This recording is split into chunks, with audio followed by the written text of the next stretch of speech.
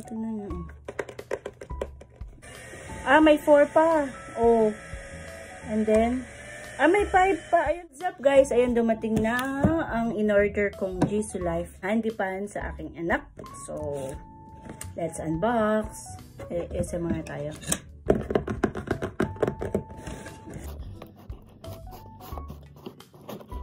Ayan. So, mag-unbox tayo ng Jisoo Life. Oh. Tingnan nyo. Portable Jisoo Life. 4,000 ma. So, ayan. May kasama siyang USB type na cords, charger. Tapos, meron din siya ditong strap. Ayan. Pwede siyang pangganyan siya. Next. Tadadada. Ito na siya. May supot. Ay, ang cute. Ganda siya. Ano siya? Hindi siya sobrang gaan. May weight siya. Ayan. Tapos, ito yung pinaka-charging port niya. Ayan. Ito yung on and off. So, ang ganda. Blue dapat ang gusto ko eh. Blue yung favorite niya pero brown.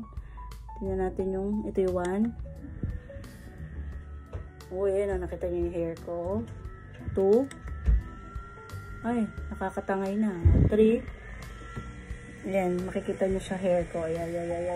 Oh. Ganyan kalakas ang 3. May 4 pa. Oh. And then, may 5 pa. Ayun na yung 5. Para kami na siyang nasa rides. Ayan. And then, siya ang ganda. Tapos, ano lang. Then, ano mo siya sa strap. So, matutuwa na naman ang aking anak. And then, meron siyang manual. May manual na syempre, hindi na natin siya babasahin. Then, yun lang. Ganda. 1 siya. Tingnan nyo ulit. 1, 2, and 3, 4, and 5.